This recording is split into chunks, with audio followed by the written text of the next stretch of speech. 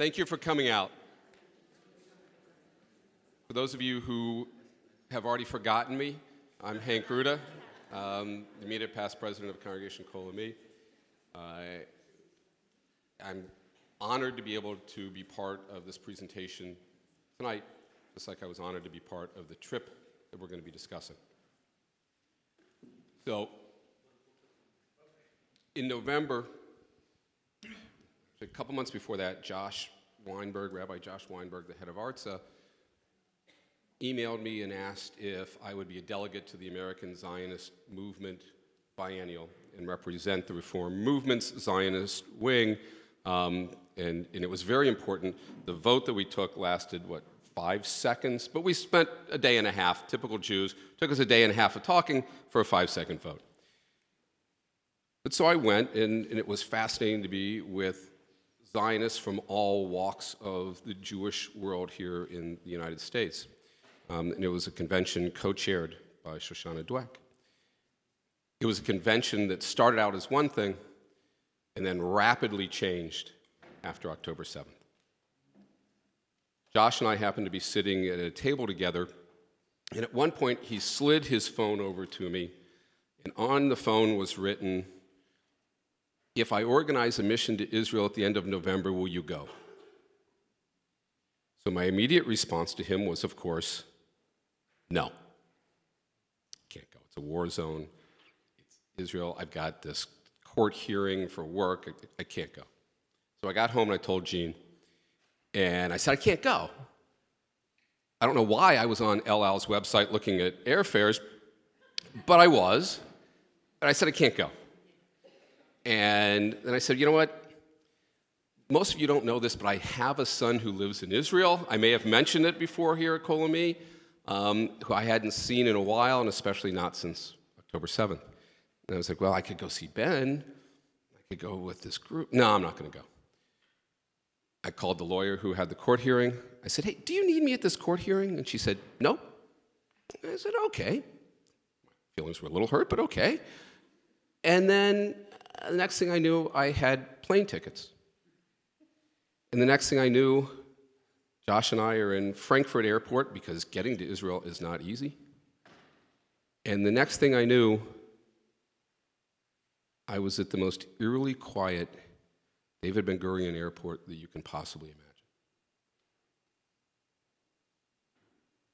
One of the questions that we get asked the most is, what was it like? If you've been to Israel, but you haven't been since October 7th, you haven't been to this Israel. You just haven't. I got through passport control at Ben Gurion in a minute. I was the only person in line because for whatever reason my passport didn't work on the biometric. There were no people.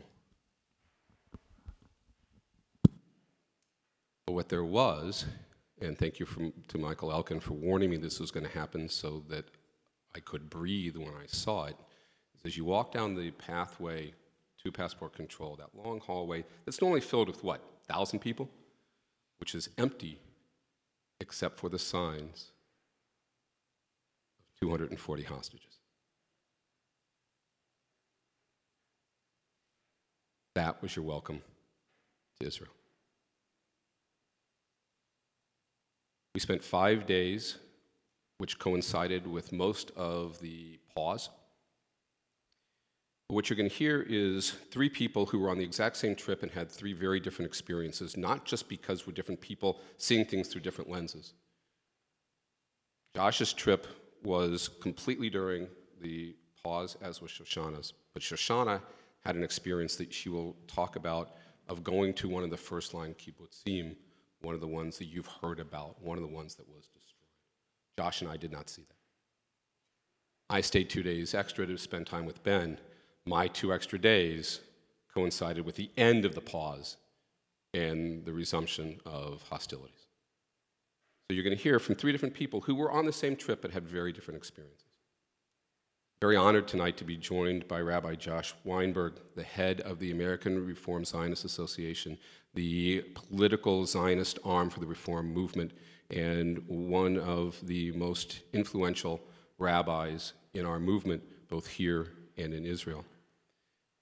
Shoshana Dweck you're only wearing 2 hats tonight, but wears many hats. One is the Social Action Chair for the Women of Reform Judaism, and as the newly installed co-chair of Ardsley, which is the political Zionist arm for the reform, conservative, progressive movements throughout the world. So I'm going to ask Josh to lead it off and to start to describe what we saw, the people we met, the experiences we had. Shoshana will chip in and I'll finish up. Okay. Erev Tov. Thank you so much for having us. Thank you, Hank, for not only answering that phone slide across the table, but for being there with us and for everything that you do. And can I share your other news that, while we were on this trip in Israel, Hank was nominated to be the treasurer of the URJ. Okay? Yeah, give it up for it. Yeah. So I immediately had him collecting all the money for everyone on the trip and doing that. I want to thank Andrew and Judy also for hosting us as the co-presidents of Kol Ami.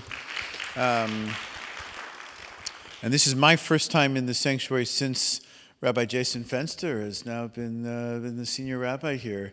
And it's such a wonderful moment to be here with you, Jason, after knowing you for so many years and working together. And it's just really exciting. I'm excited for the whole congregation here. And I would say it's also nice to see people, can I say under the age of 40 in the crowd? Can I say what's up just quickly? And I hope we can hear your voices as well. So let me just start by way of introduction, that up until October 6th, we had been standing in solidarity with all those who were doing everything they can to ensure that Israel remains a Jewish state and a democratic state. Okay? How many of you were following those protests against the judicial reforms or the judicial overhaul? And we were deep in it. We were deep in it. And at early morning on Shabbat morning of Simchat Torah, where I try to not look at my phone on Shabbat, and the buzzing and the buzzing and the buzzing and the constant buzzing, and I finally, okay, what's going on? And we saw that 25 people had been killed. I said, oh my God, 25 people, it's unbelievable. And the number started to go to 40. And then by 10 a.m., our time, it was 100 people. How many of you experienced this as well? And you start texting your friends in Israel and start, what's going on? And we had no idea of the just sheer magnitude of this massacre, of this breach. And I had this moment of just recalling Zionist history for a second. Because what was the goal of Zionism, essentially? That we could live as a free people in our land. Okay? That we would be strong and we'd be able to defend ourselves. And no longer would we cower behind a safe door or a locked door hiding from those coming to attack us. And this was turning out to be a violation of individual, safety and security. A violation of personal everything that you could imagine, as we're hearing now some of the stories come out of just horrific brutality and barbarism. But a violation of everything that we knew to be sort of safe. As we were busy protesting the government for trying to, advance its agenda, here we were seeing this unbelievable attack, and that brought us all together.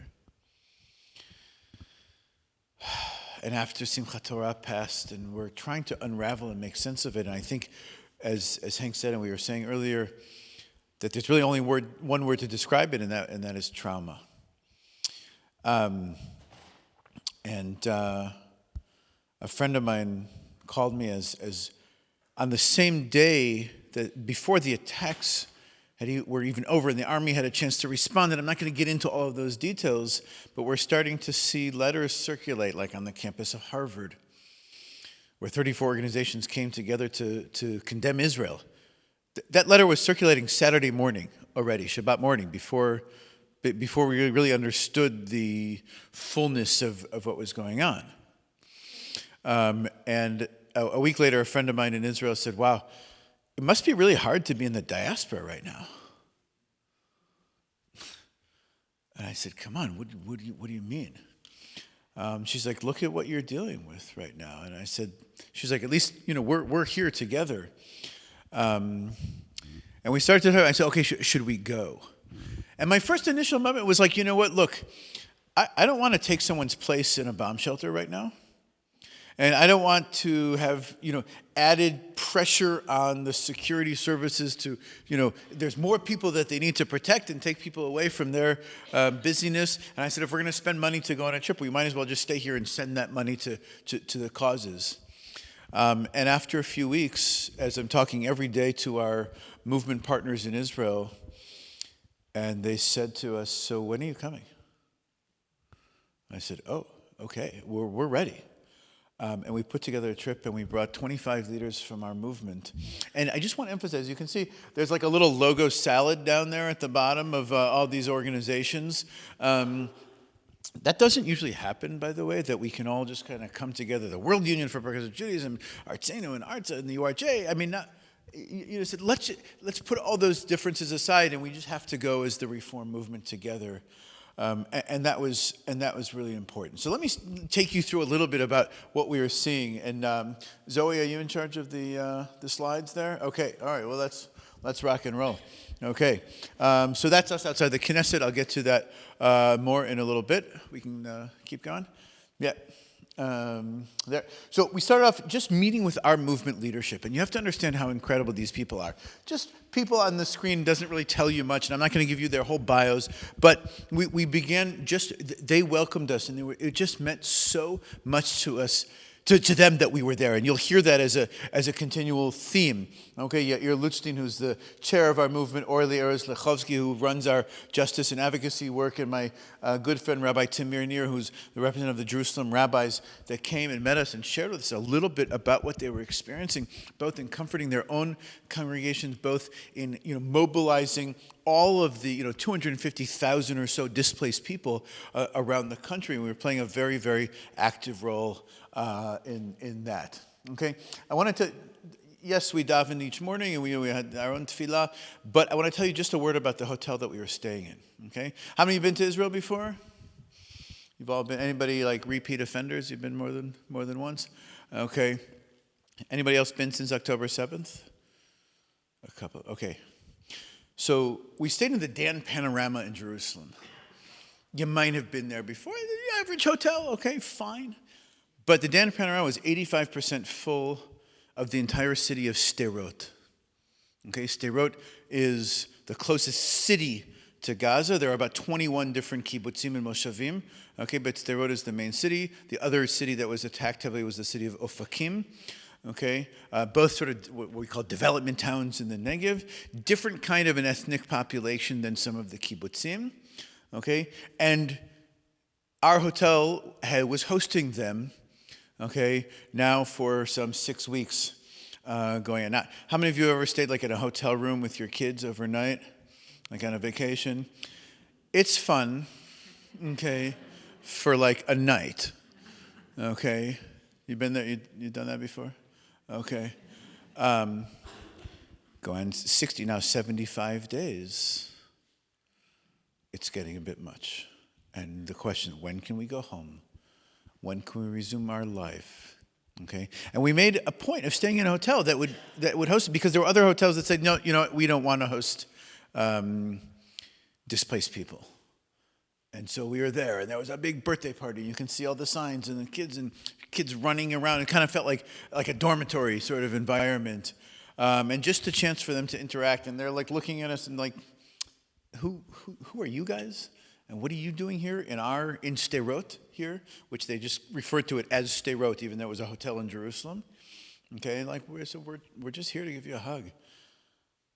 They were like, unbelievable. All right, unbelievable. Okay, we can keep going. And our first stop was actually somewhat off the beaten track here.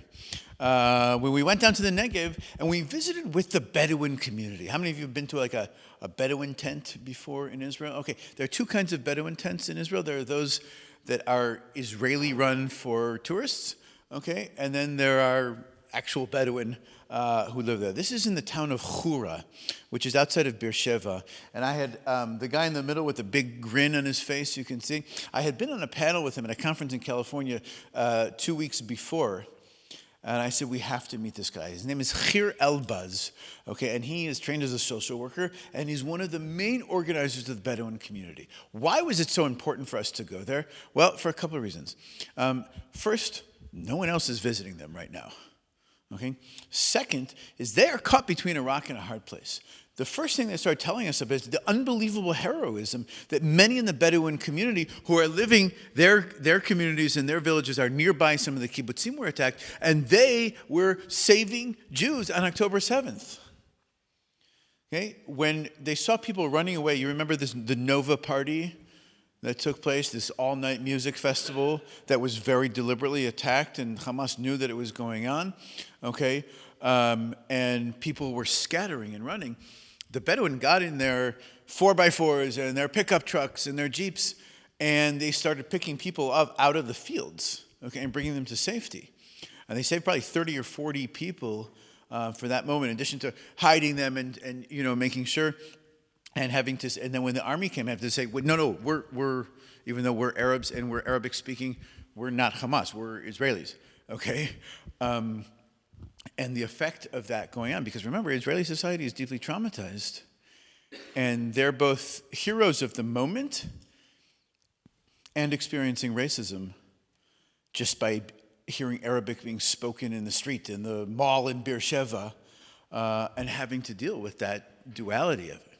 And we met a member of Knesset there from the Bedouin community, and I just want to point out this guy speaking in the microphone on the bus, the deputy head of the regional council there, a Bedouin guy named Yitzchak, okay, which is not something you hear often. Long story, okay, why his name was Yitzchak, but he said, "Listen, I just want to make it clear, okay, this is not about Arab or Jew or right wing or left wing or religious or secular or anything like that. This is about crimes against humanity, and the people who are." Who acted out of pure evil, okay? And those of us who are coming together to fight against that evil. That's what this moment is about. And we felt so part of Israeli society right there, talking about a marginalized identity. So it was critically important for us to see. And I'll just say that they're carrying on the tradition of one individual whose name I think we should know, and that is Vivian Silver. Okay, anybody heard her name? A little bit. Someone just gave me a bumper sticker that says, "What would Vivian do?" Okay. Vivian was one of the leaders of the shared society and coexistence work of peacemakers in Israel. And she started an organization, and she did a million things, okay, and was just a force of nature.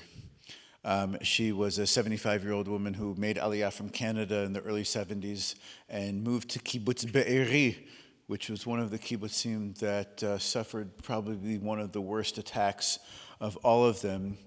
And at first we thought that she was being held hostage until it turned out that she was in fact murdered on October 7th, and the sort of unbelievable irony of how this is all playing out. And Elon there with the rolled up sleeves and the sweatshirt, he is now the executive director of the organization, taking the mantle from Vivian. So it's critically important to, thanks. We can move on. I want to move to Kibbutz Dorot, and maybe I'll ask Shoshana if you want to tell us a little bit about what we saw there and who we met.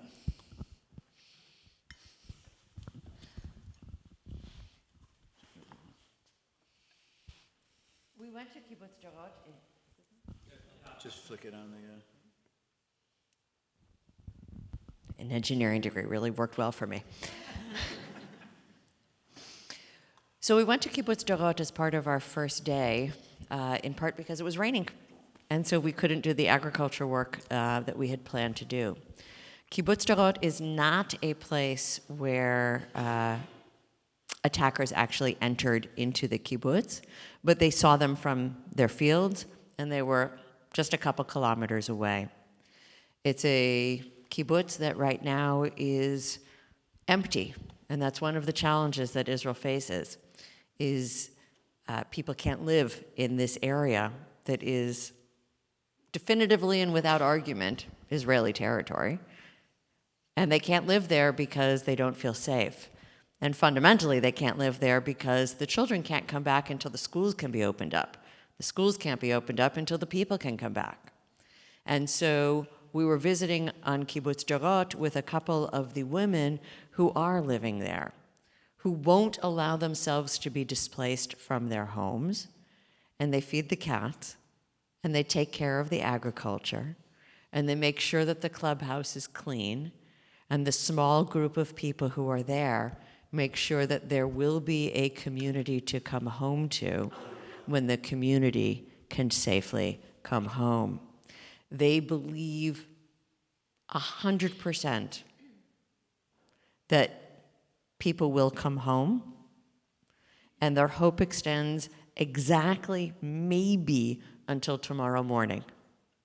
And then they go through the day, and they feed the cats, and they take care of the agriculture, and they keep the place clean, and maybe now they lock their doors at night, which they didn't used to. And then they go to sleep, and in the morning, they now have enough hope to make it through that day again until the next day, until their community can come home. They are members of the Reform congregation in that area. It's a regional council. You see the Rabbi Yael is on the, I guess, left with the scarf.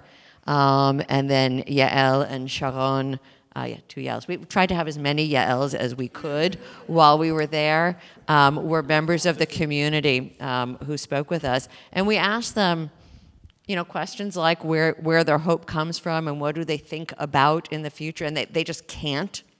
You can see it. It's physical. They can't go past tomorrow. And we asked them about the stories we were then hearing, that maybe there were some mapping by Arab workers and by people who had been in their homes, and they told us, they even knew whether I had a big dog or a small dog. But it's important to know who these people are, who lived down in that area. I actually grew up spending a lot of time, I don't know if you know this actually, spending a lot of time down in that area. My cousins are most definitely on the left side of Israeli politics. So when you hear of Keren Shalom, that's a kibbutz that we had family members on. One of my cousins, a close cousin, actually was on one of the kibbutzim that was attacked. To this day, the family does not know what happened with him. He's fine, he's alive. We don't know what he experienced that day. Yeah, I saw your face. I knew I had said that a little bit wrong. He's fine, but he doesn't talk about what happened during that day.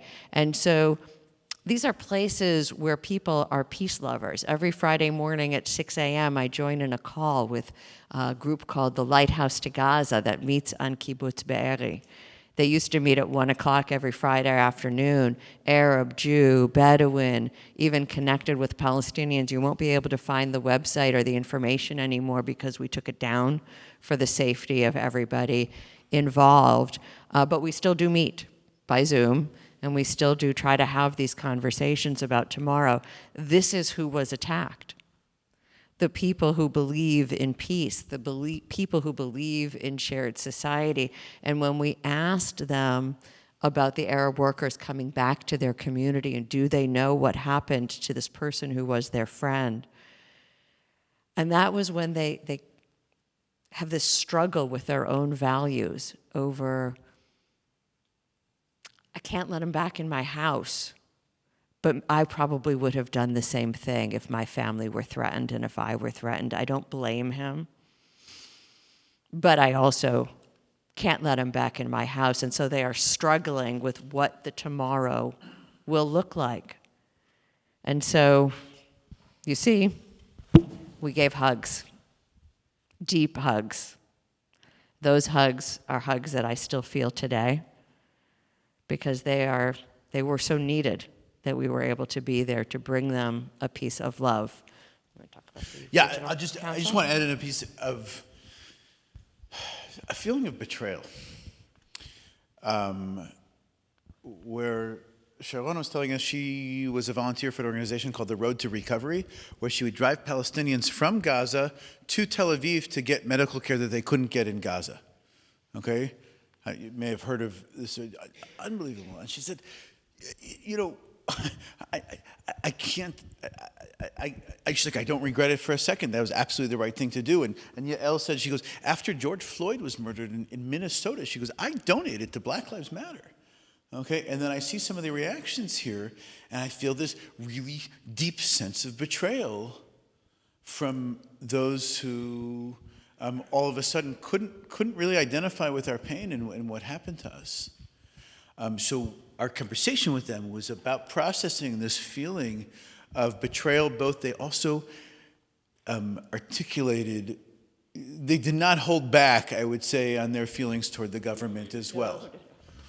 Okay, and that was a theme that we heard over and over about people who were angry at the government for failing to protect them and for failing to see the signs of what was happening and failed to, deal with the aftermath, so on. And I think many of us were feeling a little bit of that as well in terms of who are our allies and who are not, and that we spend so much of our time in the reform movement working in partnership with other social justice organizations and many in the progressive world to feel like then when we were at a moment of unbelievable vulnerability, that our allies were not there for us. And this is a bigger discussion, but I just want to say that came up with just these two women.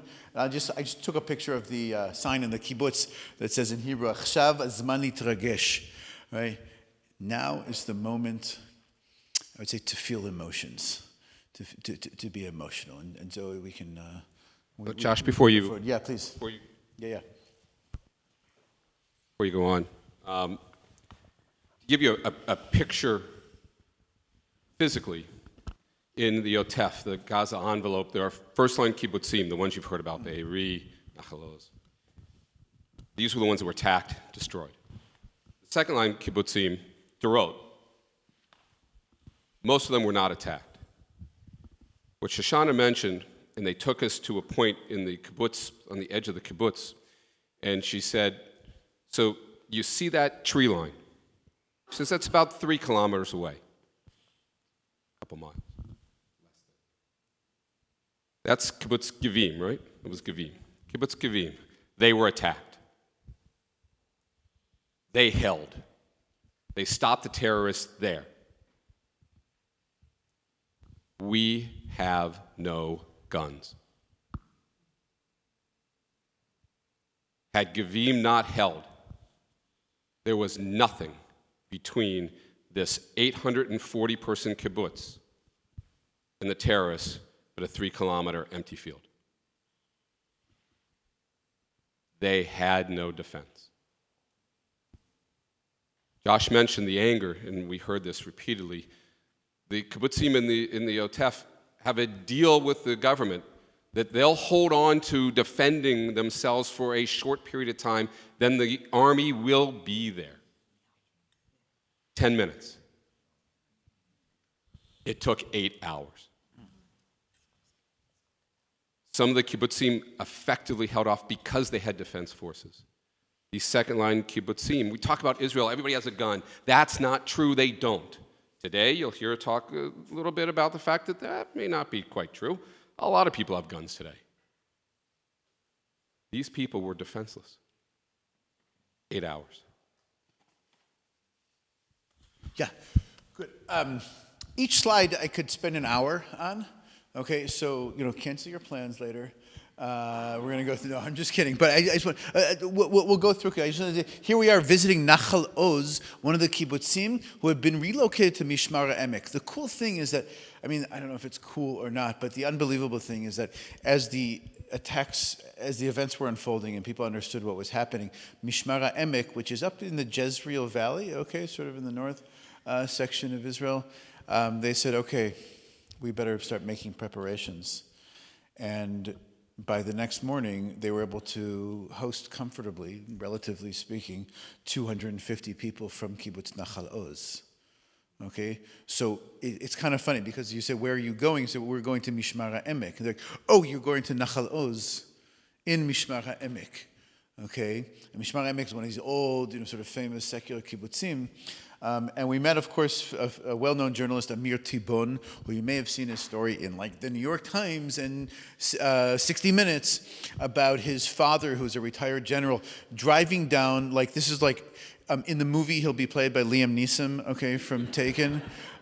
Seriously, because this is a scene from the movies where he came and, like, single-handedly, and he's like, he like pulls up at this intersection as they're taking in soldiers from the field, and he bumps into his other buddy named Yisrael Ziv, who is another retired general, and they're like, hey man, what are you doing here? He's like, well, I just came to, it's like, all right, let's go kill some terrorists. And they kind of, got their handguns, and they're just running around killing terrorists, rescuing all the people, bringing them back to Tel Aviv, and that's the story on 60 Minutes, and that's the story that Joe Biden invited him, to come and meet him. I want you to know that Joe Biden could be Prime Minister of Israel tomorrow. In a landslide. Okay, in a landslide, right? He is the most popular leader right now, I think, to the Jews, at least, or to the Israelis right now, not only for his response for sending 2 aircraft carriers, okay, to the Mediterranean Sea, preventing Lebanon and Hezbollah from entering this war, okay, and a huge package delivered to Israel to help both their military response and for the rebuilding.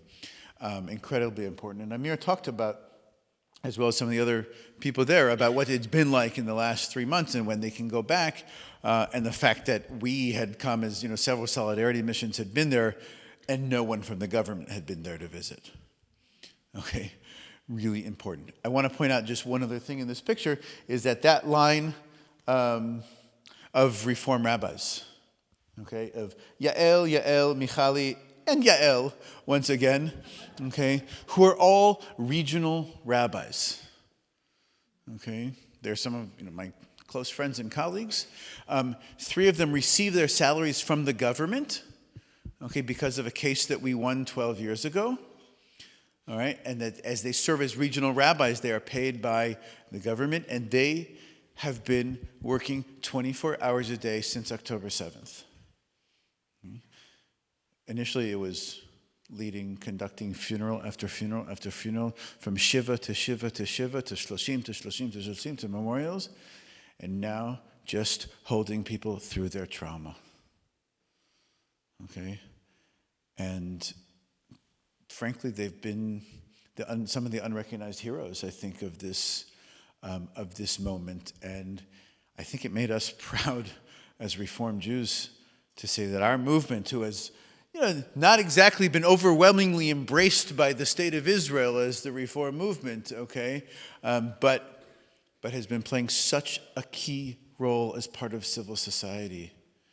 And it was an honor to come and sit with them and to support them.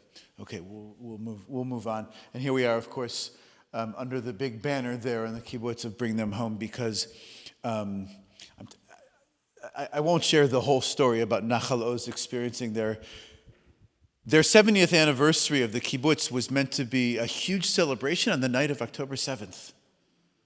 Okay, Simchat Torah was going to end, and they were going to have this big party, and they had a whole play written with an unbelievable story that I won't go into now, but it's too long. But just to be able to sit there, we met Tali, an 85-year-old woman whose daughter and granddaughter had come from Chicago to visit and were among the first to be released as hostages, okay, after they were kidnapped.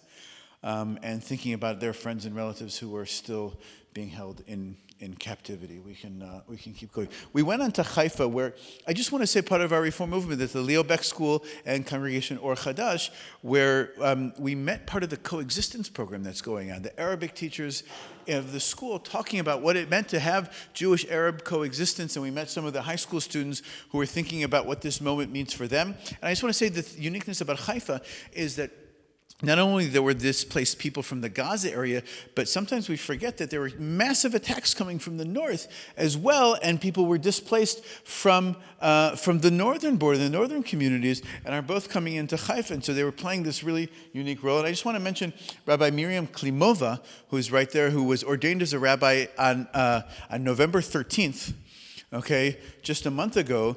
She comes from Ukraine originally.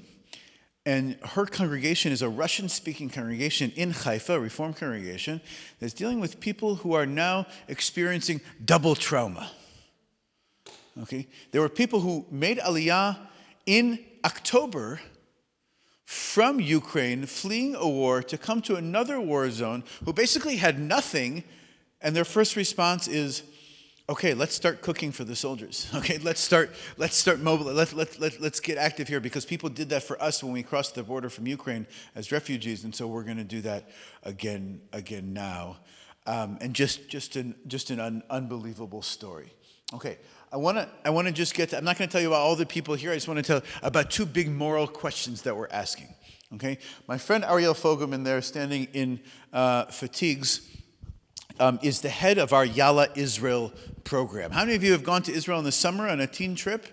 Anybody thinking about it? Yeah, raise your hand. I first met Rabbi Tom Weiner. I don't know if you remember him. Okay.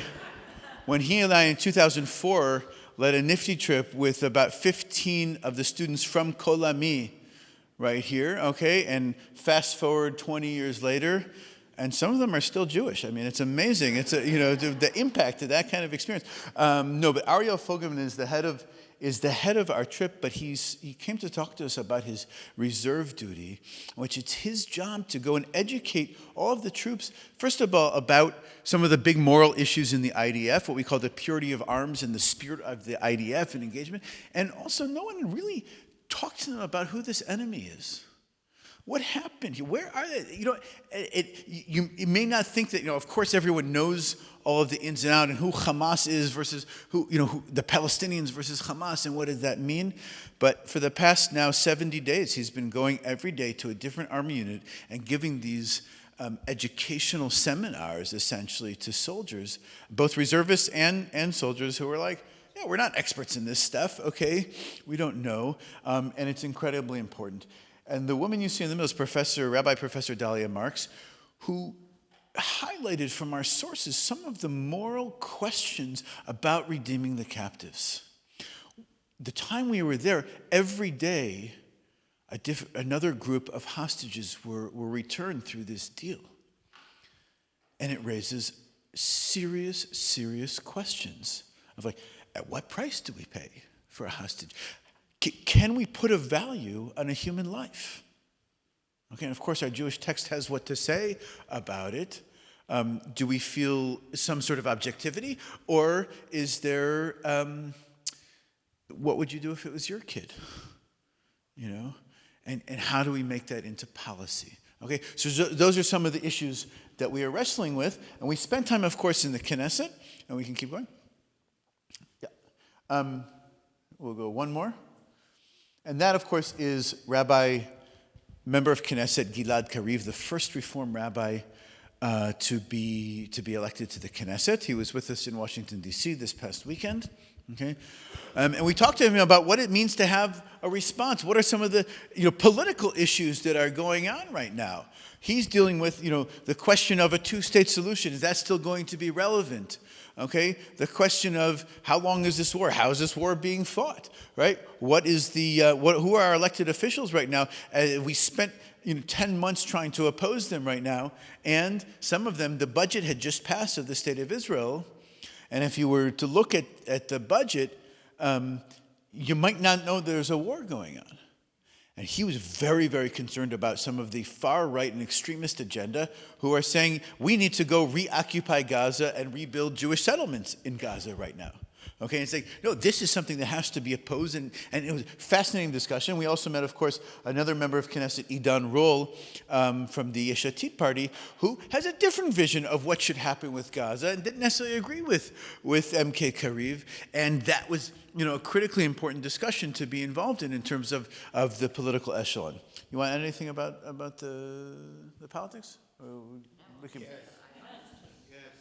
Yes, you were taking notes. Okay, good. We'll move on because. She's not looking at Facebook. Yeah. Do you want to say about Leah? Josh, the students are going to have to leave in about 15 Okay, so minutes. let's stop. Get Yeah. Shoshana into. I want to talk about this, but I want Shoshana to talk about her experience down there. Yeah, please. Yeah. Go. Okay, let's go ahead one slide and one more. And one more. Okay, here we go. We've been home for Israel for 3 weeks now, 2.5 weeks. It's 2.5 weeks. In that time, I have had COVID. I've recovered from COVID. I've been in Washington for 5 days, and this is the 5th presentation I've given about the trip. This matters, and I know that the students were talking about this beforehand, about what does it mean to be in Israel during this particular moment. To have been in Israel during the week that as we came off the plane and we saw the hostage posters, we realized that some of the posters were missing. There were gaps in the line of posters because while we were flying, the first had come home. It was a week that exists once in memory. The psychological trauma of everything that was going on. If you remember that week up and down, you can imagine what it was like in Israel. Having spent so much time in my life in Israel, I am a different person for the rest of my life because I was in Israel during this particular week, because I had the opportunity, due to our international Zionist work, as you heard at the beginning, I'm co-chair of Ardsley, which is the international Zionist voice of the Reform movement expressed into Israel. And as a result of that, I was invited to join the Zionist Federation heads from around the world, a very small group, to go down and to visit Kfar Aza, which you've heard about in the news as one of the communities that was most horrifically devastated. We also spent some time on Kibbutz Miflasim, where we understood and learned how the kibbutz survived, and they know that it was a combination of preparation and luck. And they also know that because there is a bus station outside of their kibbutz where people could hide, that the terrorists were so busy killing people outside that it gave them a moment to bring their defenses together, and they were able to save their kibbutz. Those are the kinds of stories that we heard that day when I went down to Kfar Aza, and so I am forever changed because I am a witness. We are all witnesses, and this is part of what it is now my obligation to tell for the rest of my life, because already they are starting to put up boards and to start thinking about which houses to repair, which to tear down. It will never look again the way it looked when we were there, and I'm going to share with you just a little bit of what we saw. You will notice you are seeing nothing of the inside of a home except in one instance, because God forbid anyone should ever see their personal belongings or the belongings of their cousin or their friend on the internet. And so we did not take pictures except for with very specific permission. In the upper left-hand corner, those of us who are old enough to remember Katrina, you've seen houses marked this way. It's houses marked by the first responders. This is booby-trapped. There's a body on the bed. There are 3 bodies here. It looks like somebody was taken from here. It's information that is conveyed from first responder to first responder as they clear the house. The gentleman standing outside of that house, he's the head of the World Zionist Organization. His own family members were deeply and devastatingly impacted by what happened, and he was standing there insisting that we witness, insisting that we understand what happened, who had lived in that home, and that we would take the stories home. The girl in the bottom left-hand corner, she's standing in front of the home of her best friend. She's an IDF spokeswoman, but this is why she got this job. Her best friend grew up in that house, had a Barbie pink bedroom, which was transformed into her family's safe room, which did not save her best friend's family. Her best friend is still alive, but she is now an orphan. If she can stand outside of that home 2-3 times a day to share the story of her best friend's family, to tell us personal stories, I can stand in front of you, and I can stand in front of every group, and I can ask you to stand in front of your friends and say, I saw photographs and I talked to the person who took the photographs. They are not doctored, I was there. That's part of why we're here, and that's part of why I'm witnessing, so that you know you've heard it from somebody who saw it firsthand, who heard it from the best friend of the girl who grew up in the house that is now destroyed. This gentleman over here, his son was not released from his safe room until Sunday afternoon. The attack started Saturday morning. No bathrooms, no food, no water,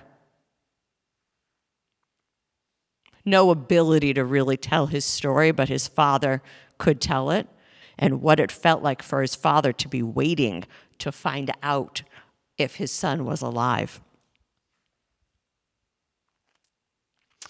In the top picture you see, it was actually, there were supposed to be municipal elections. You see the picture of someone who was actually a friend of our movement who died in Kfar Aza that day. He was the mayor of the area, of the region. He was one of the great peacemakers of the world. And he was planning on shared society work, industrial zones, way to build the connection with the people in Gaza. This picture is of hope and destruction. He embodied hope that people were working for, and this is what has happened. But the hope still exists. The gentleman in the middle, he's the one who guided us through Kfar Aza. He held, you see how he's holding that iPad? That's what's in that case. He carried it that way the whole day.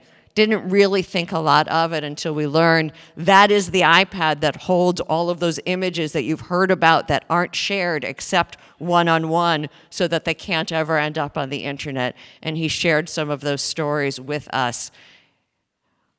As gruesome as the stories were that he shared, what struck me was how he carried those stories next to his heart all day, every day.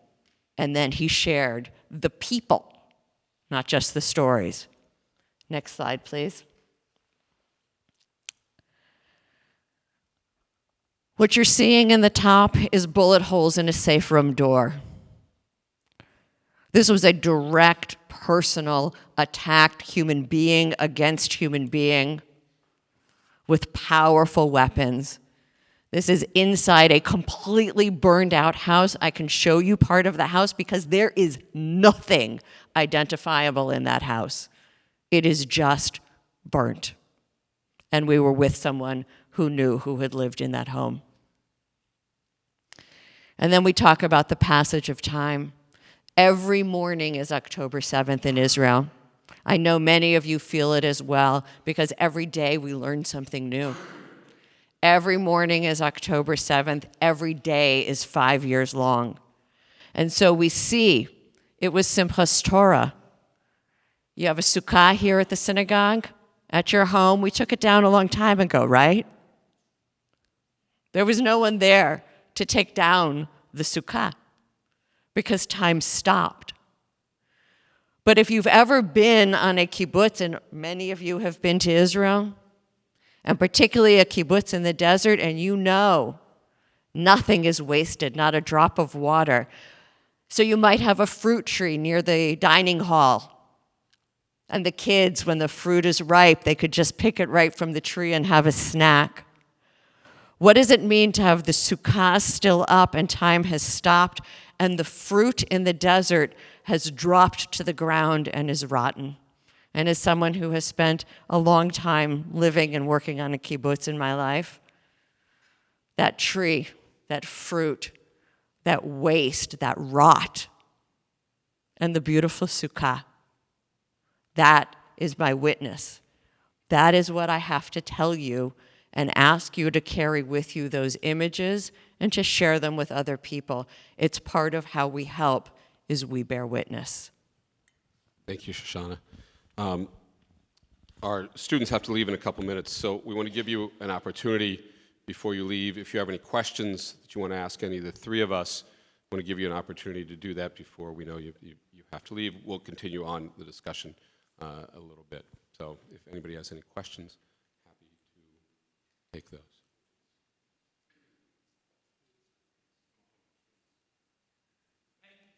Jason? What you heard from Israelis about how they felt in the weeks since October 7th? Sure. You've heard us talk a little bit about the anger and about the hope. The one thing we heard from everybody when we met with the people from Nahal Oz, when we met for the people at Dorot, the first thing they said is, we want to come back. Think about that. They want to go back to these communities in this area. They want to be there. But as you heard, they can't be there if the schools can't open. The schools can't open until they can be there, and they can't be there until it's safe. It's not safe. What we also saw and heard is the complete and total breakdown and lack of response of the government. The government is nowhere in Israeli society. What is in Israeli society? Israeli civil society. Josh talked about the demonstrations and where we were on October 6th. The most effective and organized group in all of Israel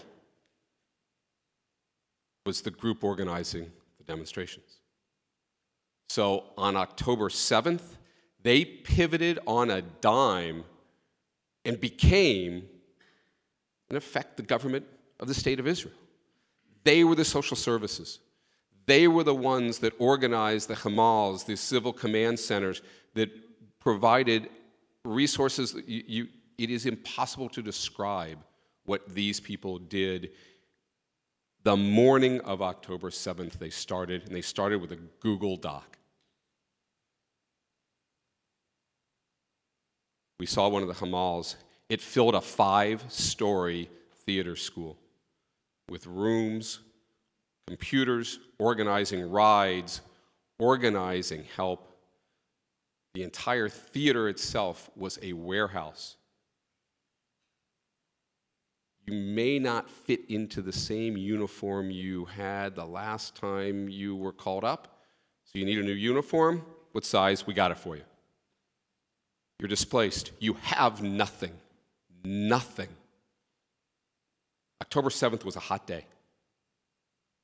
When we were there, you can see from some of the pictures, we're all wearing sweaters. We're all wearing coats. The hostages are wearing what they were taken in at 6:30 in the morning. The people that are displaced are wearing what they were wearing when they had to leave at 6:30 in the morning on a warm October day. In these Hamals, they have a store in the lower level. We went in. What do you need? Need a game for your kids? Got it. Need jeans? Need a sweatshirt? Need books? They're all there. You know what it costs? Nothing. If you're a displaced person, you walk in, you walk out. They told us one story about a woman called and said, I have no formula to feed my baby. So they put out a call for formula. People brought in cans of formula. Then the store brought over a couple cases of formula. Then the distributor brought over a pallet. Now, the next person that calls and needs formula. But one of the things that they found was happening is these people are so traumatized, they don't want to go out of their hotel rooms. So now they want to move away from giving you the formula to giving you money on a card so that you can go to the store to help you re-enter society.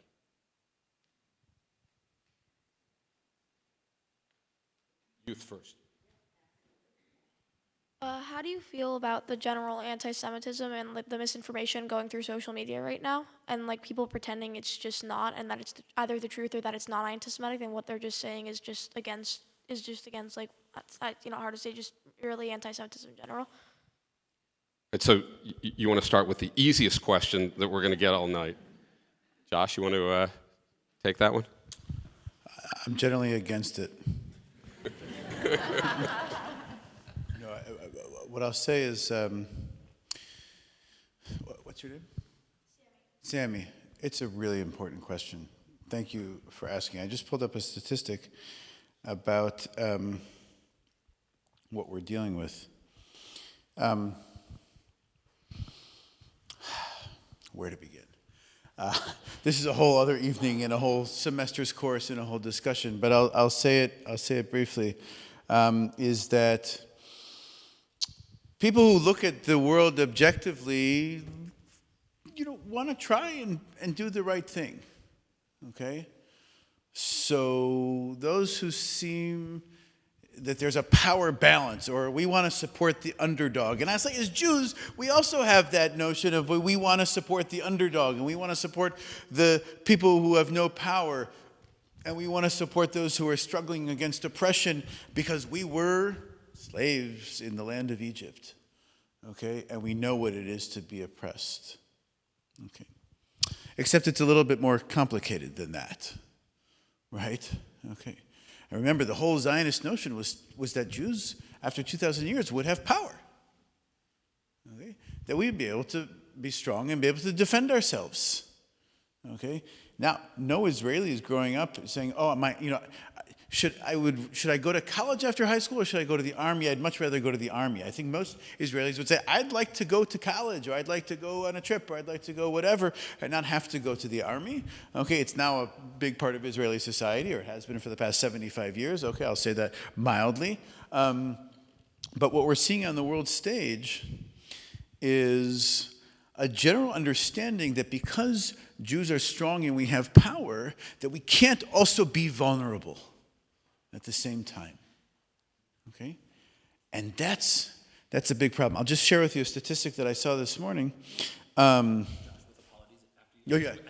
we need to release. And then yes. Zionism was a liberation movement, so I want to liberate you from this, from sitting here. I'll just say this morning, that when you look on social media, what's trending?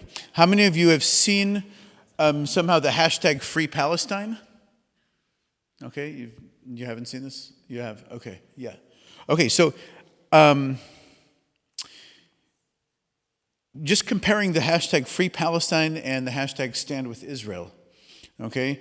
On TikTok, Stand With Israel has been viewed 39,000 times, okay? It's a lot. The hashtag Free Palestine has been viewed 3 million times, okay? On Instagram, Stand With Israel has been 214,000 times, and Free Palestine has been 5.7 million times. Okay, that's a huge imbalance. Facebook, 11 million versus 278,000. Okay, that's what we're looking at right now. Now, when someone says to me, Free Palestine, I want to say, okay, that's ostensibly not an anti-Semitic statement. Okay, I would also like there to be a free Palestine. I'd like there to be a free, independent Palestinian democratic state living alongside peacefully a Jewish and democratic state. Okay, I'm still in the camp of 2 states for 2 people.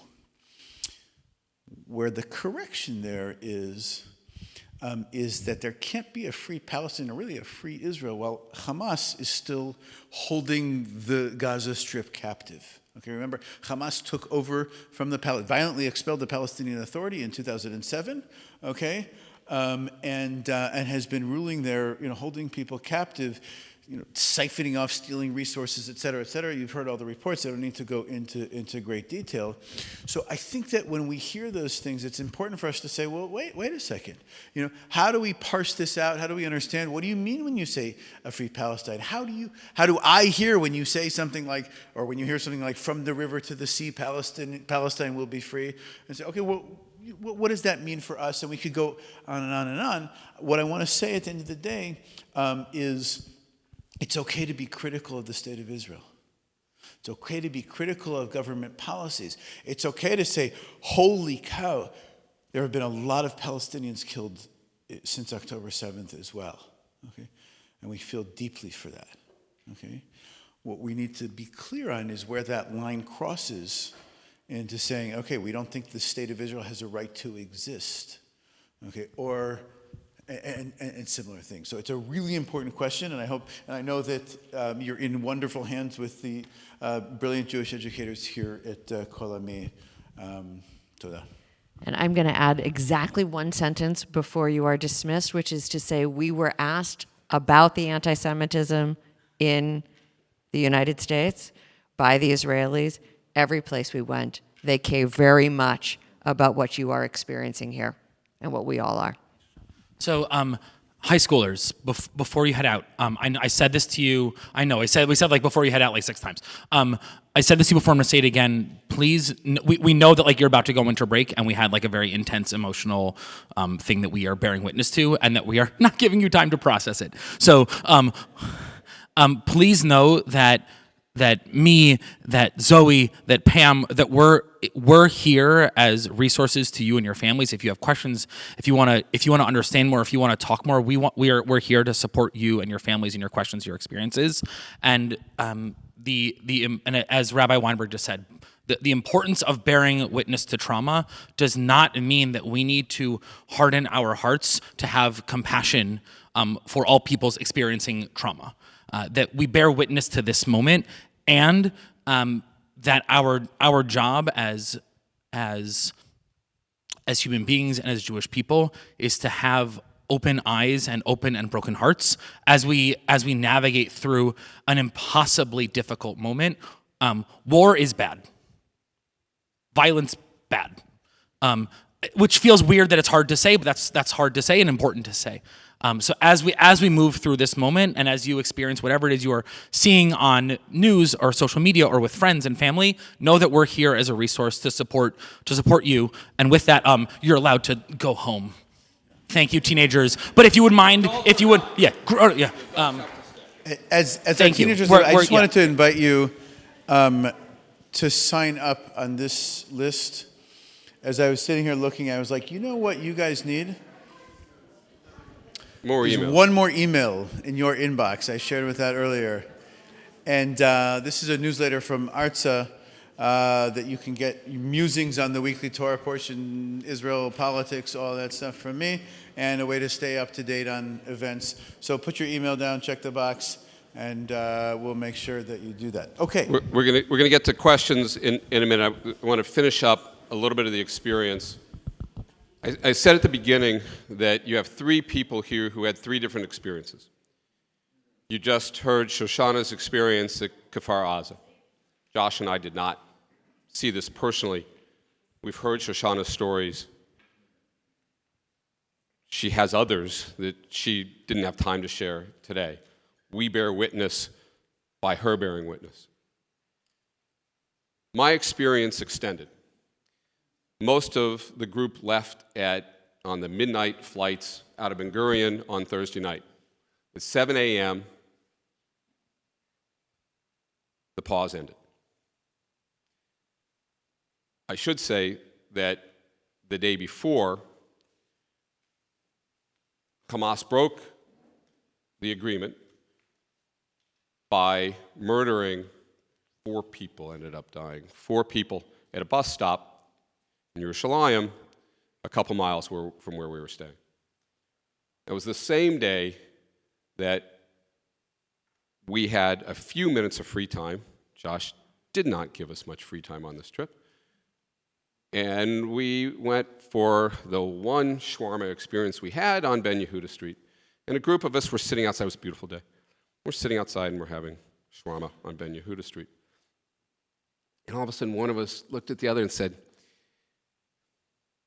we're sitting outside 4 hours after a terrorist attack 2 miles from here. Maybe not the smartest move we've ever made. We did it. We were fine. But it rattles around in your head. So fast forward, they all leave. I'm staying. I wake up on Friday morning there. It's like Saturday morning here. I'm staying in a hotel on the beach in Jerusalem. What do I wake up to? The sound of beach volleyball. Everybody's out playing volleyball. It's a beautiful day. I look down. There's a whole dancing going on. Hear the music. I saw Ben later that day. I said, hey, Ben, it looks normal. He goes, you notice something, Dad? On a normal Friday, Saturday, on a day like this, there's no empty volleyball courts. You notice how half of them are empty?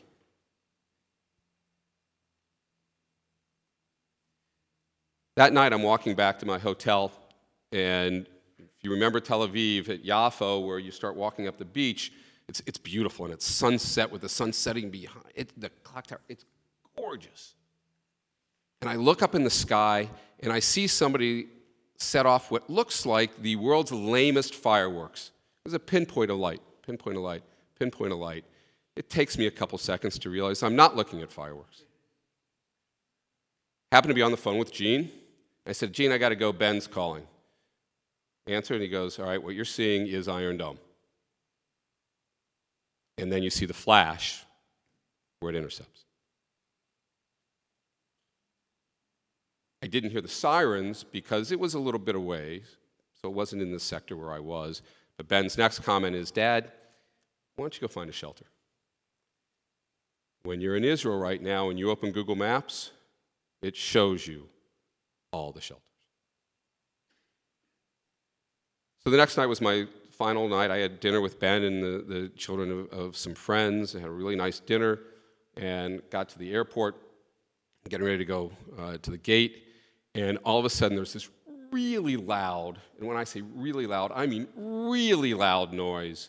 And everybody's yelling in Hebrew. I do not speak Hebrew, as my colleagues who are fluent do. But I do understand running, and I do understand the man violently waving me into the stairwell for the shelter. So can you go forward? A couple more.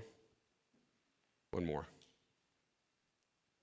That is the red alert that was happening at the time that I was in the shelter at Ben Gurion.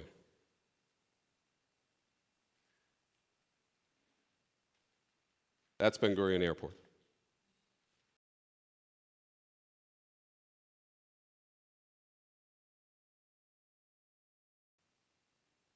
When you hear about a missile attack, it's not 1 or 2 rockets.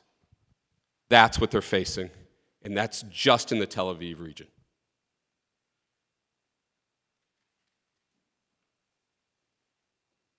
This is happening every day. Ben texted us the other day, said, well, that was a new experience. What new experience? He was on the bus. The sirens went off. The guy pulls over, get out. There's a shelter over there. So they all run to the shelter. When I talked to Ben when this first started, he was working on a paper, and he said, I like working in a coffee shop. I said, well, can you go find a coffee shop? He goes, well, 1, I got to find one that's open, and 2, I have to find one that is close enough that I can get to in the 45 seconds I have from the time the siren starts to when I need to be in shelter. Ben works in a restaurant. He's still unemployed. So Jason asked, what are we hearing from Israelis? What we're hearing is they want to get back to normal. They want to. They just can't yet.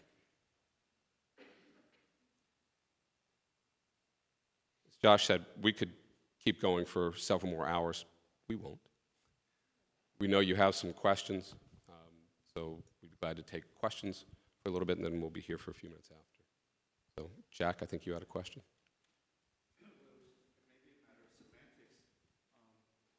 It may be a matter of semantics, but when you describe to the young man what it was like, what's some of the root of anti-Semitism and the increase in this country, and you talked about how Israel now is a stronger country, and with the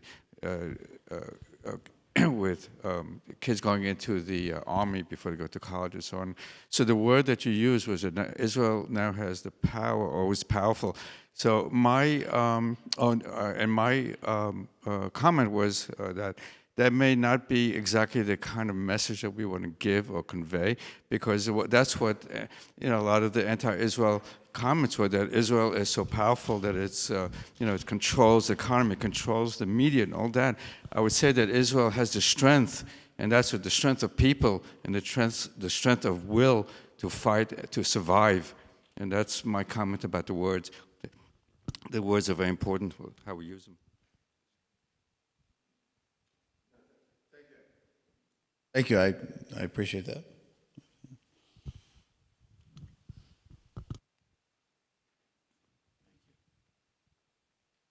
All right. You mentioned about the Israeli government, that it's having problems, and that the citizens are really arising. So, if you could just briefly, how is it functioning? Are they going to be able to move on, and if they have the wrong leadership, replace it when they're in a constant state of war? Well, they definitely have the wrong leadership, but that's a political question. So I'll give part of the answer, which is the civil society part of it. When we were in the Bedouin town, they were talking about how government has the ability to scale when we do social service projects. And unlike in many parts of the world, when they build new projects in Israel, putting, before October 7th, that very often what they're trying to do is find ways to work together, find ways to prove up a project. Basically, they're doing the piloting of it with the hopes that the government will come in. And as a practical matter, we are at this pivot point now where the government is starting to come in on some of these civil service pieces that were developed. And they were telling us about how they are starting to take over these responsibilities, that the population and the protest movements started with the immediate response. It basically started literally because the WhatsApp group was called out, everybody, we need to give blood, and they saw how many people, and then they realized that they could build more from that to help support the state at that time. But there is steps going on right now for the government to take over some of these civil service attributes. They are paying some money, not nearly enough. Many of the displaced people are actually running to homes. I know a friend of mine, and I'm helping out with this. Her home in the north is being used for soldiers to be able to take showers and eat and whatever. And so she has to pay for running that household as well as for a new household that is more expensive in the interior. So the government is paying some aspects of that for them. So there are things happening where some of that breakdown on the civil society side, the government is sort of catching up with the obligation. Nobody is making sandwiches for soldiers on bases anymore because there is adequate food. But that doesn't answer the full question. I'm going to leave to Josh to answer the government part of the... Well, there's one other story that we heard, and Josh, I'll turn it over to you, is you heard about when the demonstrations were going on pre-October 6th, the reservists weren't going to come in for training. A lot of civil servants quit their jobs because they wouldn't support this government. A lot of those civil servants have now come back to a new agency that has been created to rebuild the Gaza envelope. So these people who were really competent in their job but left because they couldn't support this government are now saying, you know what, I'm still not going to go back to those jobs, but I'll do this. I will help rebuild this part of society. So I'll just say briefly that the government that was elected in November of 2022 is the most extremist, nationalist, right-wing, ultra-Orthodox government that Israel has ever seen. And they were elected, no one's contesting the results of the elections, okay? They were elected fair and square. With the 64-member coalition and a majority, which, if you look at the past 5 elections over the last 4 years, is a relatively cushy coalition. That means that there's not a way to remove this government right now. The government has proved to be relatively, and I say this mildly, and as an understatement, I'll say tremendously incompetent. Okay, those who are in the leadership positions, including from the ultra-Orthodox parties and the religious Zionist party, which is, Itamar Ben-Gvir and Bezalel Smotrich, have really spent their political careers in agitational roles and trying to come from the fringes of society to advance their own agenda until now they're put in positions of power and real responsibility. So we're seeing a dangerous moment because they have the ability to really advance their agenda from within, which includes things like, de facto annexation of the West Bank, giving gun licenses out willy-nilly. Okay, I think we've learned in this country the danger of that. Okay, and we're seeing the flames of fanaticism and extremism being fanned from the members of the government from within. Okay, so we're going to see that. I think I'm not a prophet, okay, but I think we're going to see increased protests coming after that. The lesser point that I want to make is more something that's not really covered in the news, and that is the effect on the economy of this. Okay, as Hank spoke about it personally from his own son, who's out of work, war is bad for the economy. Okay, in that the entertainment industry, the tourism industry has been unbelievably, taking a huge hit right now. And it's a massive problem. The government doesn't have unlimited funds to keep, spending and bailing people out. We saw there's a comparison to what happened in COVID with this right now, and so the government kind of has to figure out a plan. And you could see that in the budget that they passed, which just went through its second reading this past Thursday, there was a great deal of what we call coalition funding. In America, we call that pork. Okay, that has gone to sectoral interests and, not a moment of unification and coming together like you might think during a war. So we're seeing a lot of that right now. And I'll just end by saying that there is a great deal of suspicion and mistrust towards the Prime Minister, who has basically gone to 5 different elections in the past 4 years because of his own personal issues and some other issues surrounding that as well. And so it's hard to find, to be objectively, knowing or taking trust that he has the best interests of the country at heart.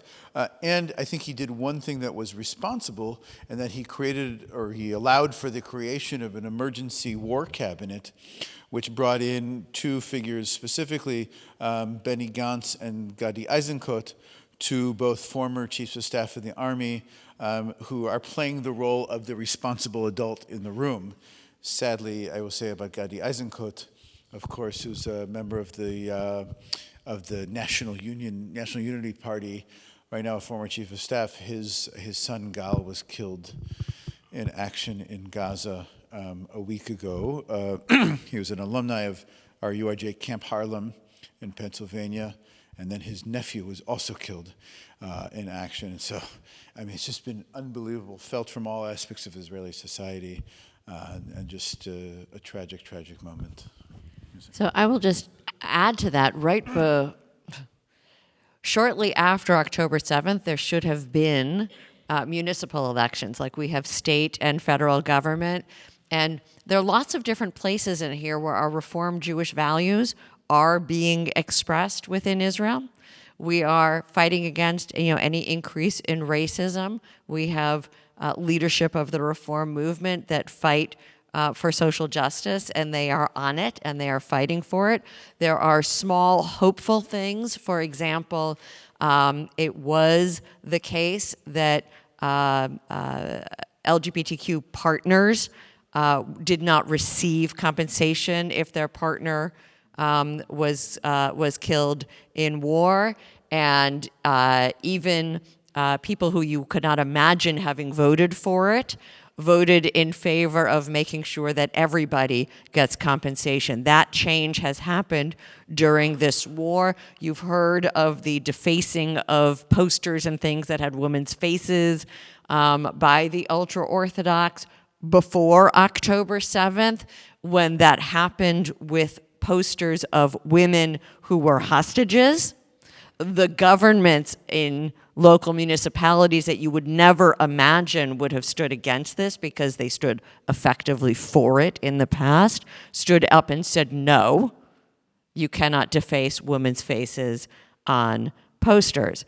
So there are interesting things happening as well. Every opportunity that exists to advance our values, we have fellow Reform Jews who are right at the forefront of that, living and expressing our values and finding every opportunity to move that forward. So keep your eyes on the municipal elections.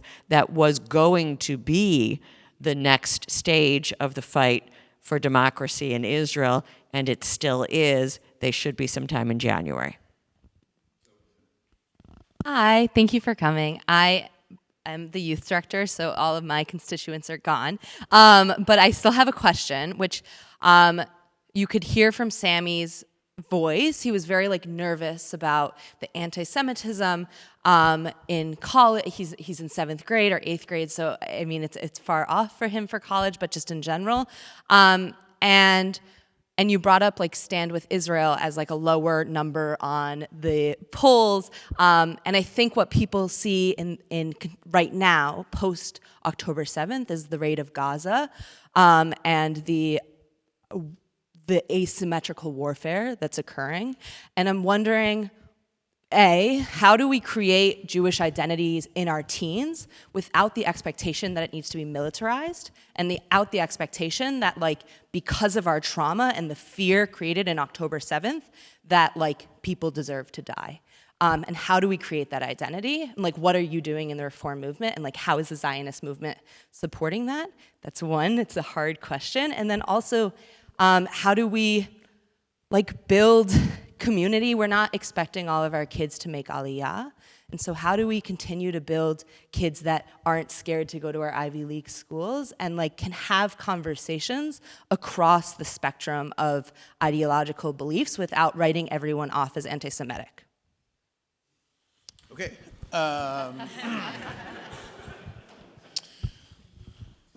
So one, I think it's part of being Jewish is having a relationship with God, Torah, and Israel. Okay, and that's going to look different for everyone. What does it mean to have a relationship with God? What does it mean to have a relationship with Torah? How does that manifest differently from one another? And what does it look like for Israel?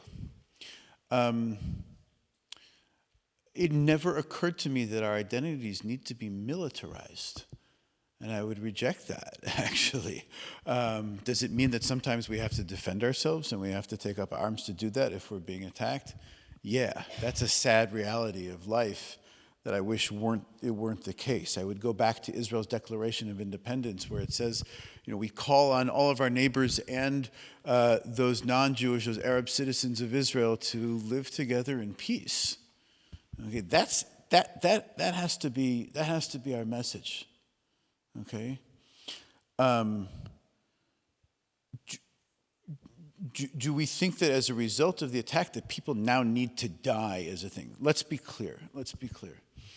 Israel cannot go into war out of revenge or out of anger. Okay. Maybe there are some people who felt that. Okay. And maybe that's some of the result. That's wrong. Okay? Israel needs to take a tactical response and lay out clear and definitive goals for what the outcomes of its military actions or military campaign. okay? And that has to be so that Hamas can be incapacitated from carrying out further attacks. It has been very clear and open on the international news saying that if it had the opportunity, it would carry out another October 7th attack, exactly what, or worse than it did before, okay? What Israel has to do is to make sure that those people can go back into their homes and into their communities and live safely again without the worry of attack. And since, Hank showed us, since the war started, they're continuing to fire rockets on Israel. Now, I'm not, I used to do this in the Army, but I'm not a government spokesperson, nor am I, a spokesperson for the military anymore. I'm not here to give talking points about the military's campaign.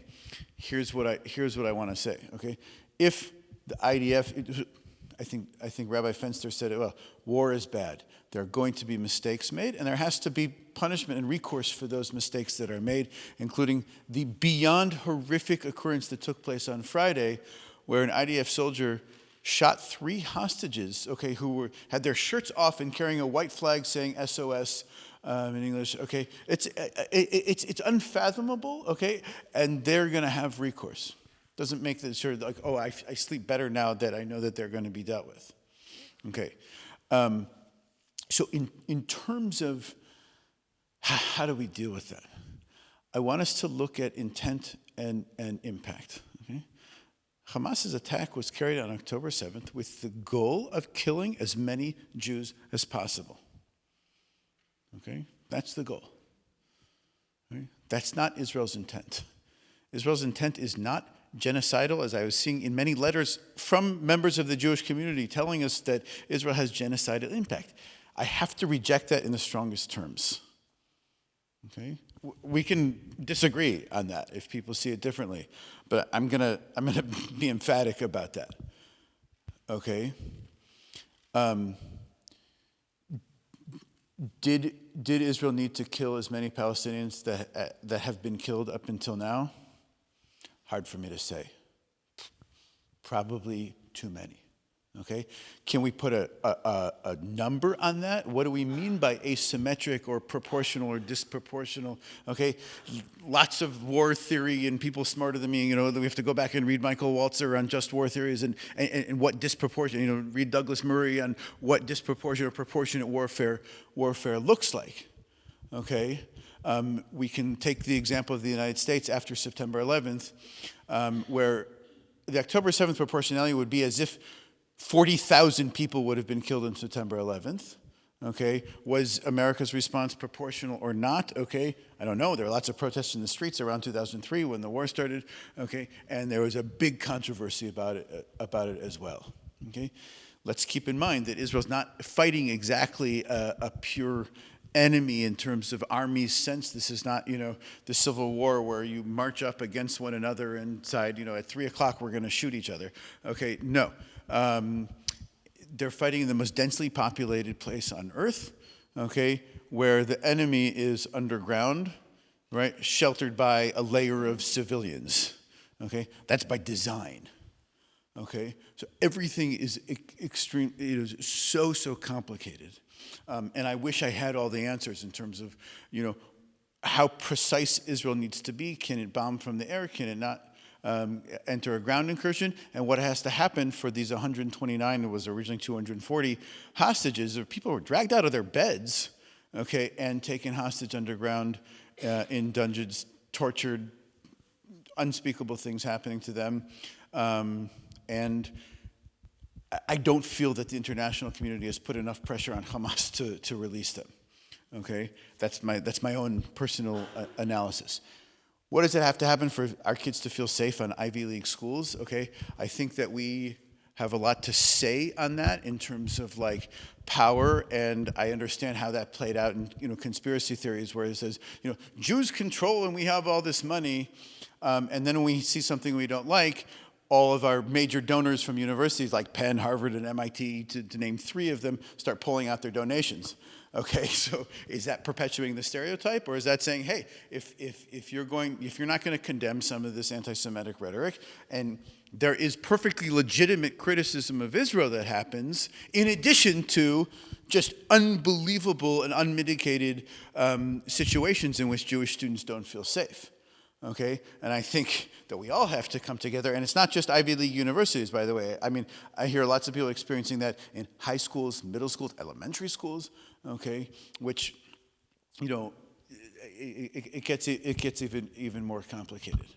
I think we need to be fair and clear that the way that we talk about Israel, and there's, 3 standards of how we look at this. Is Israel facing double standards? Is it delegitimized? Is criticism, crossing the line from legitimate criticism over policy versus singling out Israel for things that you would never, accuse any other country of doing?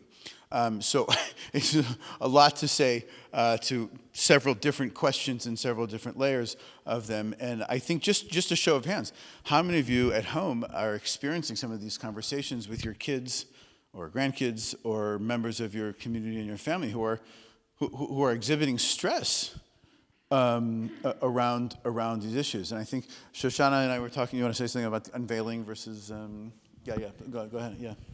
So part of your question included the question of what is the reform movement doing about it, and one of the things was we just came back from an Israel, what do we call it? The Israel Leadership Forum? Summit. Summit. I knew It was it a wasn't summit. forum. All right, Israel Leadership Summit. And we did have a couple of panels addressing this question of how do we engage with this. And one of the things is somebody else doesn't get to tell me who I am. Somebody else doesn't, by virtue of their question, get to define who I am and the playing field in which I'm going to have a conversation. So I am a liberal, religious Zionist. And I'm going to defend all 3 of those words, and nobody else gets to define them for me. So that's one part of what we can do, is make sure that we own our own self-definition and we don't give that power away. And every civil rights movement and human rights movement claims for themselves the opportunity to define when are they being attacked and who are they. We have that right also. Let's exercise it. The other thing that we learned is how leaders on the campuses are helping their students deal with this. And sometimes it's by sitting and doing a puzzle. And sometimes it's just by having a moment of respite. And sometimes it's by listening to the question with empathy and really trying to listen to the why that's underneath it and have the conversation about that. So part of what the reform movement is doing is bringing people together to have these conversations, giving space for the questions to be raised and opportunities for us to learn from each other. And Josh asked me to talk about one more piece of it when it comes to language. One of the language things that was inherent in the question that you asked, it's a language normalization that is happening, is since October 7th, there has been a rise of anti-Semitism, right? Everyone can say they've heard that, right? I don't say it that way. And if someone says it to me, I don't accept it. I say, since October 7th, including on the morning of October 7th, there has been an unveiling of anti-Semitism. It was not caused by October 7th. October 7th was an expression of it. The women's organizations who failed to respond for so many weeks, that was an expression of anti-Semitism. The root cause was not October 7th. All October 7th did was unveil it. And now let's talk about that. So just because they come at us with a question that presumes October 7th caused it does not mean that that's how we have to continue the conversation. And when we say it ourselves, I encourage you to say that it was an unveiling of anti-Semitism. Hi. Thanks for taking the time to talk to us. So I'm a sophomore in college. Before October 7th, I was planning on applying to Birthright and onward to spend the summer in Israel. I was fortunate enough to actually go with Kol Ami. When was it? 2020?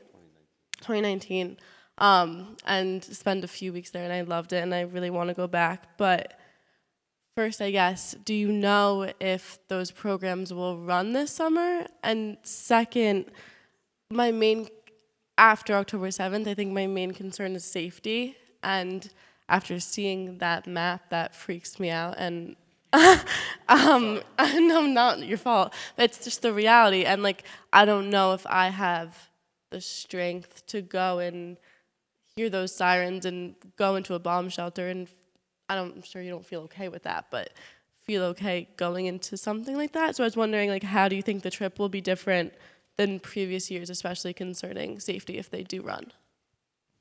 So Josh, here's before you do, I want to address one thing. Iron Dome intercepted 95% or more of those missiles. People in Israel don't feel unsafe. They were out playing volleyball on the beach. When I was walking and I saw the Iron Dome, you know how many people went running for shelters? 0. This is a fact of life that has always been a fact of life for Israel. This red alert didn't start on October 7th. This was a system that was in place before that. So normal everyday life in Israel continues on. Ben and I went to the restaurant where he works. We sat outside and had a beer. So the answer is, and I'll let Josh and Shoshana talk about this too, I was just on a URJ executive board call to approve the budget. We included in there money raised for the summer programs this coming summer. We're planning on Heller High. We're planning on Yala. We are planning on our youth being in Israel. And if there's one message that I would give everybody, go. Get on a plane and go. At no point did I feel unsafe while we were there, even while this was going on. I can't say I loved being in the shelter at Ben Gurion. By the way, it's just a stairwell. But it's a really loud siren. Go. Send your kids. I think Scott and Cindy can talk about, not in the middle of this, but I believe one of the girls spent a lot of time in shelters on their Israel trip. This is a fact of life in Israel. Yes, it is a war. Yes, there are times that it's worse than others. Go. You heard Josh say how many people were so thankful we were there. You heard Shoshana say it. You heard me say it. Go. I agree with Hank. And I also understand where you're coming from. Like, it is scary. And the last thing I would say to you is, go despite being scared, okay? That's not, like, I don't want to, even before October 7th, I would never say to a parent, and I've spoken to 1 million parents over the last 20 years about our programs, is that I can absolutely guarantee your safety. Right? I can't do that when we go to Washington, D.C. either, 100%. I can say, here are the precautions that we're going to take.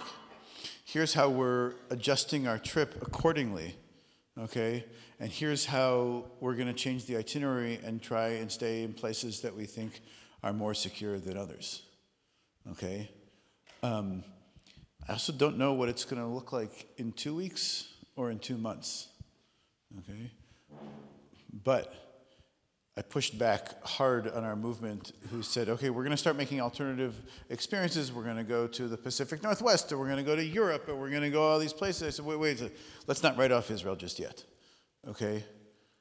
Let's do that. Let's not do that. I think we do have an obligation to go. And I think that, if someone said to you, well, I'm not going to the city of Pittsburgh anymore because there's an attack there, you'd say, well, okay, I get that, and we think it's okay to go. Shoshana's been to Pittsburgh every year since. Okay, yes, right, exactly. The day after. I don't want you to think that our kids who are going on our trips are some sort of pawn in some political scheme to help support Israel. No. You have to have your own experience, and I want you to be able to have that experience as a Jewish person visiting Israel in the fullest sense that you can. Okay? And I think with that we have to make those assessments, and we have to be responsible about that. And I want to do everything we can and take every security precaution so that our students can have the most meaningful and fulfilling trip and experience in Israel that they can. Okay? And I'm happy to talk more offline about that. And now I'll give the Jewish agency side of the answer, which is there's a reason why they're not canceling the trips until the last possible minute. Right now, they're still looking at the January trips, but they are keeping an eye on it. There's always somebody who is giving them an update every morning. Onward is a fantastic program and a great experience. Yep. And so you take it a bit at a time. And so it is okay to be thoughtful about it, but it's also okay to make the decision to go if that opportunity comes up and if that's what you agree on within your family. Those are just incredible programs with a lot of care taken literally every day, checking in on what's happening. All right, we're going to take a couple more questions and then wrap up. We definitely could go all night long, but we got to wrap up and let security go home and all the rest of us. So my question is, aside from going to Israel, did you hear anything on your trip about what we can do? I mean, we've spoken about testifying and listening and becoming educated so that we can help. But do you have any specifics about, I mean, we're so far away and we want to be doing something. What do they need? What can we do that will be the most help? Okay, good. So, if you have, some of you have heard me say this before, but if you have between October 7th and now sent somebody an email or a WhatsApp because you're friends with them, how you doing? Do it every week. Really small things can make a big difference. Make cards, send them into the offices of the Israel movement in Israel. They will get them to whichever group you wrote them for. Soldiers, young mothers, kids to kids, all of that. When we handed a card to a Thai foreign worker who had been injured on October 7th, and we visited him in the hospital, and we were able to hand him a card, and it was his birthday, and he tacked it right up on his board. The kid who made the card had no idea that that was where it was going to end up. My guess is that will be in with his belongings at the end of his life. Many, God willing, many, many years from now, but he will never forget that card that that child made for him. There are lots of things that we can do. The small things we do here make a difference. There are ways to donate and to support. When the JFNA campaign, right, the Federation campaign, what it is doing, and I was on a Jewish agency call earlier today, we were hearing some of the things it's going for, is they are already planning, again, like we learned in situations like Katrina, that you have to do the rebuilding for today, but you also have to hold the resources to rebuild for 5 years from now, to make sure that communities can truly take hold. They are planning all of the steps of that. How do we bring communities back? How do we build places for them to live in one place together right now so that their communal feeling holds while we rebuild not just the homes and the schools, but also the agriculture and the industry? All of that is part of what that fundraising is for. It makes a difference. Every dollar of it matters. Money is really important. Okay, let's not pretend otherwise. The Jewish Federation of North America just raised in the past 2.5 months about $710 million to go to support these efforts. And that's going to go a lot to the rebuilding of these kibbutzim and rebuilding of the infrastructure that's been laid. Now, the ability to support our movement in Israel is critically, critically important. Okay? If you're not pleased with the government, then don't support the government. Okay? Support the civil society organizations that are doing the work and are representing your values on the ground. Because here's the thing, all that stuff about democracy up until October 6th, like, that hasn't actually gone away. That's still a big issue. Okay? So we in the reform movement are still fighting for specific rights. Shoshana mentioned about the ability to recognize LGBTQ partners and spouses as part of this. That's because people were actively fighting for that in courts, okay? And we need to support them. There was transportation, for the first time, public transportation on Shabbat to help bring people. That's been an issue that we in the Reform Movement have been fighting for the past, 15 years or so. Okay, and it's gone back away, but it kind of went under the radar because they were worried that the ultra-Orthodox would freak out about it again. Okay, when we have positions of power in Israeli society, we can push back against what we're seeing in the West Bank happen right now, which we're seeing a whole string of settler violence against innocent Palestinians. Okay, that's been coming from leaders in the government. That is terrible. Right now, that does not represent our values as a movement, okay? And we have to continue to support that work, human rights, civil rights, all that kind of stuff to push back, and to support the work of our rabbis and our congregations who have stepped up in a major, major way to support all those who have been displaced. Okay, we have one rabbi running back and forth to the Dead Sea, bringing materials. We have our people in the north. We have the people in the south who are going to help people go through that traumatic process of re-entering life back then, as we talked about. When you check that box on your dues statement here at Kol Ami that says Artsa, okay, that's where that goes, by the way. We send close to $250,000 a year just to support our reform movement, doing all of that stuff. And because of the new government, they're set to lose a lot of the government funding that they used to get. Okay, so this is not like a sexy, exciting part of the talk, but this is real. Okay, and this is what it is about. And as Hank said, they just came to spend the weekend with us in Washington D.C. to celebrate the URJ's 150th anniversary, and they talked about how much they need that support, and that's critical. And I just want to say something else about local politics. Okay, it's curious to me why certain city councils around the United States have taken it upon themselves to bring forth resolutions about the war in Gaza right now, in Gaza and Israel. Okay, they have not weighed in on any other war in the international community. Okay, but they're taking that in, and that has repercussions because state representatives become members of Congress, become senators, and really affect policy right now. We as a reform movement have drawn a red line in that we continue to urge for the foreign aid package to go through Congress right now and to support Israel's needs right now. There's a lot of discussion around that, but I would recommend to urge your elected representatives and that they need to hear from you on these issues. That is critically important. And if you hold a town hall forum, invite them into your communities, they want to hear, and they report back to us. They said, we haven't heard from our constituents very much on this. We've heard those urging us to end foreign aid to Israel, okay, but we haven't heard as much from those in the pro-community, except for the far right wing of the Jewish community, okay? So we need to provide that balance here, and that's really important as well. And small actions can have big impact. So sign up so that you're getting Josh's newsletter from Artsa every week, and that'll connect you to these opportunities. Friend on Facebook, the Reform Movement in Israel, the Israel Religious Action Center.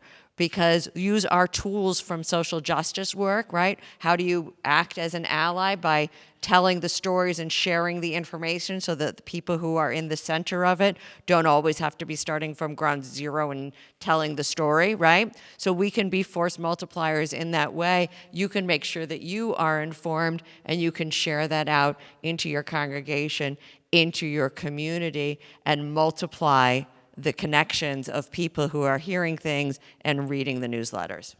I want to reinforce something that Josh said, because surprisingly, he kind of sugarcoated it. Congregation Kol Ami is an Artsa synagogue. We support Artsa. When Josh sends out an email at the end of the year saying, hey, we want to make sure that you're part of the community, our answer is yes. But that depends on you. Go into your ShulCloud account and make sure that you check the box for Artsa. 40? Something like that. Yeah, I think it's 40. 40.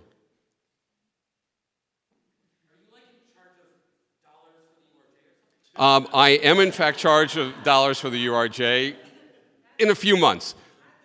But this one goes straight to his budget, and I don't want him asking me for more money, so it's the simplest thing. Not enough of us check that box. It goes straight to Artsa, which then goes straight to these programs in Israel and supports these programs in Israel. It's really simple. If you're not sure, ask Judy. She'll be glad to help you with it. Yeah. I just want to end on a nice. I just want to go back 2 slides and then we can. Yeah. Was there more questions? This one? Do you want to just? Yeah, that's the one. Yeah. The last one. Is it? Short, yes or no? Short question with a long answer. No. Short, short questions have long answers. I'm not sure where the sign-up form is because it didn't make its way here. It's coming around, yeah. But if one is on your mailing list, will the avenues for letter writing or other services that we can provide be made clear? Because at this point, if you send, and we'll send a follow-up email through Hank and Rabbi Fenster, and it'll get to all of you who came this evening. So how you don't have to remember everything we just said to you right now. You can do that. Okay, and one corollary question. I've seen that JNF has been putting together volunteer trips to Israel to volunteer for 4 days. Mm-hmm. I don't get the 4 days. I don't know why anybody would go to Israel for only 4 days or what you can accomplish in 4 days.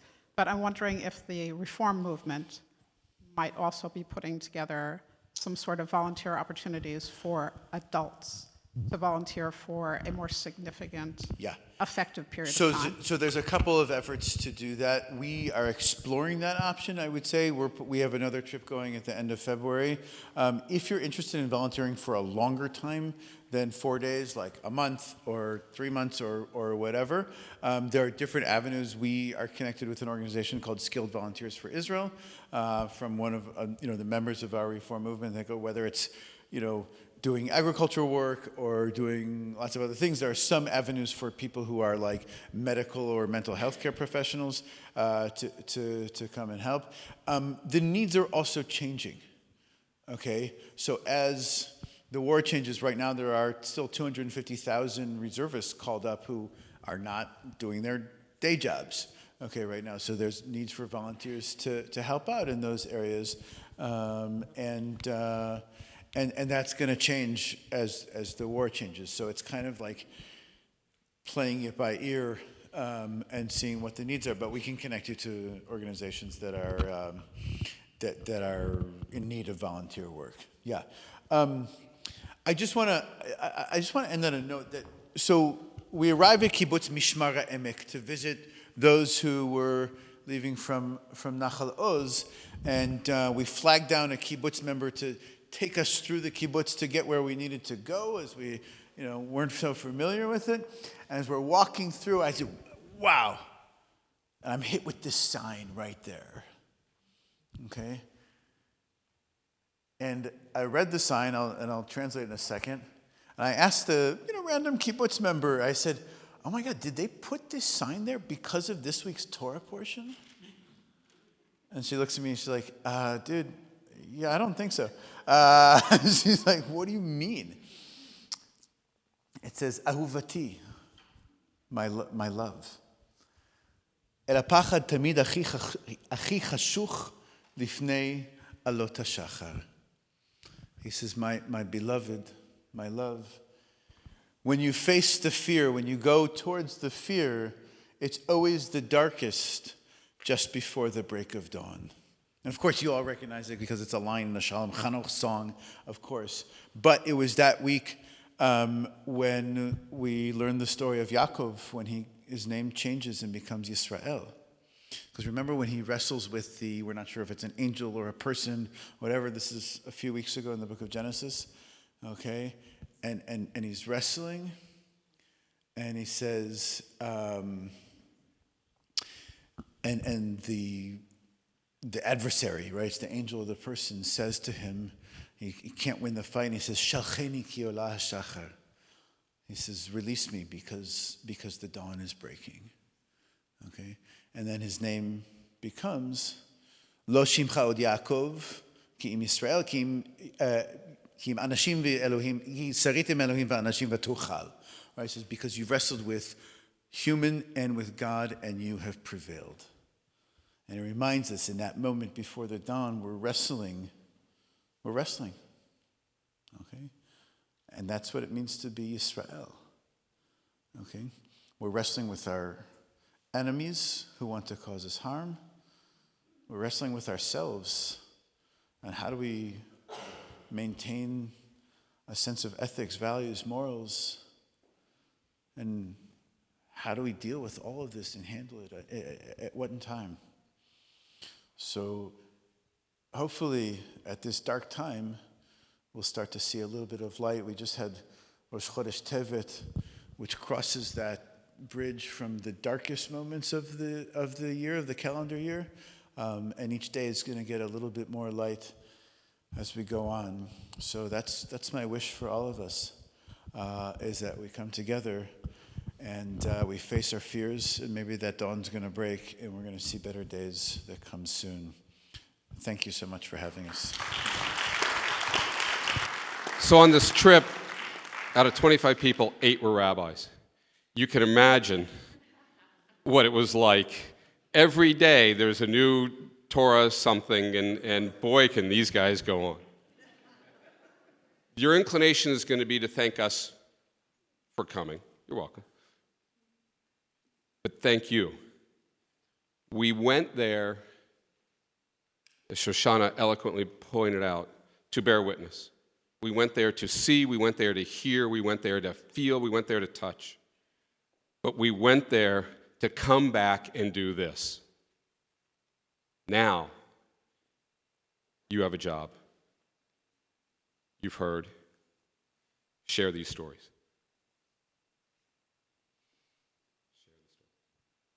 Thank you.